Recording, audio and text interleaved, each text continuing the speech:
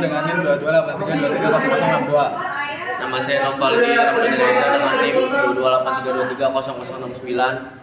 Nah, pada kali ini kita akan membahas analisis bagaimana aktor politik formal dan informal mempengaruhi kebijakan daerah Kabupaten Serang dalam era otonomi daerah. Untuk latar belakangnya, era otonomi daerah memberi wewenang luas bagi pemerintah kabupaten atau kota untuk mengatur pembangunan, penganggaran dan pelayanan publik. Dalam konteks Kabupaten Serang, dinamika politik daerah ini tidak hanya ditentukan oleh struktur pemerintah formal bupati, DPR, dan birokrasa, seperti juga sangat dipengaruhi oleh aktor-aktor informal seperti elit lokal, tokoh agama, pengusaha, dan jaringan sosial khas Banten. Nah, interaksi antara aktor formal dan informal inilah yang membentuk arah kebijakan dan menentukan prioritas pembangunan dan mempengaruhi efektivitas tata kelola daerahnya. Untuk aktor politik formalnya akan dijelaskan oleh Pan, kepadanya dipersilakan. Nah, di sini ada aktor politik formal, yang dimana salah satunya itu ada contohnya di Bupati. Nah, Bupati dan Wali Kota Bupati ini adalah pemegang kekuasaan eksekutif tertinggi di Kabupaten Serang, sehingga seluruh kebijakan strategis seperti pembangunan, anggaran, dan pelayanan publik itu bergantung pada keputusannya. Nah, saat ini terjadi sengketa pilkada dan PSU, banyak program dan proyek daerah tertunda karena menunggu legitimasi kepemimpinan yang tidak jelas. Ketidakpastian ini juga mempengaruhi arah RPJMD dan prioritas anggaran. Karena itu stabilitas pemerintahan daerah sangat diuntungkan oleh kapasitas posisi bupati menjadi periode PSU sangat sensitif dan penuh sorotan.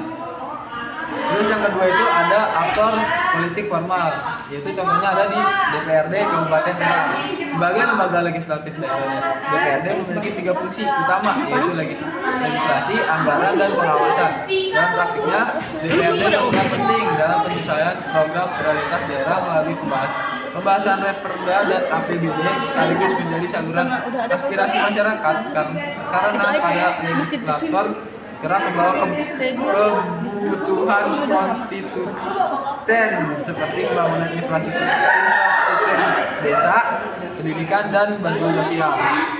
Selain itu, kekuatan politikal antara fraksi-fraksi di DPR dengan pihak eksekutif sangat mempengaruhi alokasi anggaran pada sektor-sektor tertentu. Dinamika hubungan legislatif eksekutif ini menunjukkan bahwa kebijakan daerah merupakan hasil negosiasi kepentingan antara dua institusi formal sebagaimana dijelaskan dalam teori lokal politik konsentrasi. Selanjutnya akan dijelaskan oleh Noval. Selanjutnya di sini saya akan menjelaskan pengaruh aktor politik informal. Jadi di sini ada elit lokal dan tokoh masyarakat. Tokoh masyarakat, alim ulama, dan pemimpin lokal di Kabupaten Serang memiliki pengaruh besar terhadap persepsi publik dan legitimasi publik. Dalam budaya Banten yang religius dan berorientasi patronase, tokoh agama sering menjadi faktor vital dalam penentuan program pemberdayaan, pendidikan keagamaan, dan berbagai kegiatan sosial berbasis komunitas. Jawara dan pendekar. Aktor informal seperti jawara dan pendekar memiliki pengaruh besar dalam politik Kabupaten Serang karena mereka sangat dihormati oleh masyarakat dan juga memiliki jaringan massa atau basis yang sangat luas. Mereka sering dieksploitasi dalam kepala daerah untuk mobilisasi suara dan pengamanan politik. Setelah hadir menang, kelompok ini akan mendapatkan akses ke proyek atau program pemerintah. Pengaruh mereka sering menimbulkan dinamika heboh seperti konflik antar perguruan atau isu pendapatan berlebihan dengan kekuasaan. Meskipun tidak berada dalam struktur resmi, mereka tetap mampu mempengaruhi keputusan dan kebijakan daerah. Kebijakan